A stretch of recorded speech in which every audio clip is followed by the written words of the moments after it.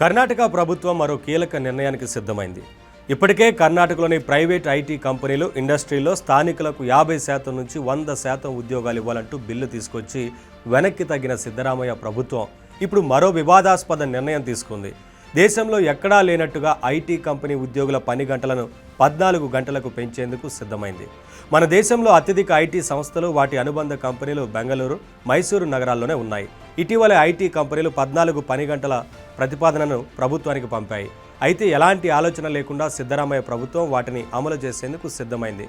పని సమయాన్ని 14 గంటలకు పెంచుతూ Karnataka shops commercial establishment bill 2024 సవరణను తీసుకొచ్చేందుకు సిద్ధమైంది.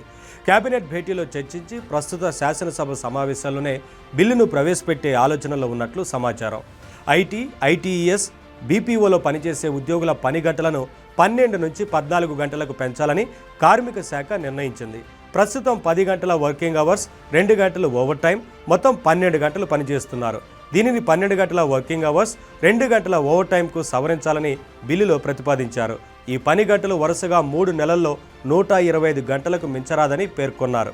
అయితే 14 పని గంటల్లో ఉన్న 2 గంటల ఓవర్ టైంను ఎలాంటి జీతాలు ఇవ్వరు. దీంతో ఈ నిర్ణయంపై కర్ణాటక ఐటీఎస్ ఎంప్లాయీస్ యూనియన్ మండిపడింది.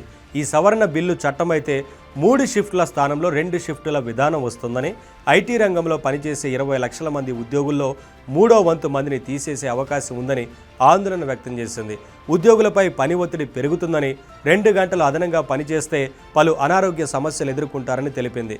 కార్మికుల వ్యక్తిగత జీవితాన్ని హరించేలా, ప్రాథమిక హక్కులను కాలరాసేలా నిబంధనలు తెస్తున్నారని ఉద్యోగులు మండిపడుతున్నారు. ఐటీ దిగ్గజం ఇన్ఫోసిస్ వ్యవస్థాపకుడు నారాయణమూర్తి కొన్ని నెలల కిందట వారానికి 70 గంటలు పనిచేస్తే దేశ ఆర్థిక ప్రగతి వేగవంతం అవుతుందని, పలు దేశాల్లో ఇదే అమలవుతుందని కామెంట్లు చేశారు. దీంతో ఇప్పుడు కర్ణాటక ప్రభుత్వం కూడా ఇలాంటి నిర్ణయమే తీసుకొస్తుండడం వివాదాస్పదంగా మారుతోంది. సుదీర్ఘ కాలం పాటు పనిచేసే ఐటీ ఉద్యోగుల్లో 45% మంది మానసిక సమస్యలు ఎదుర్కొంటున్నారని, ఒత్తిళ్లకు లోనవుతున్నారని పలు సంస్థలు చేసిన సర్వేలు తేల్చాయి.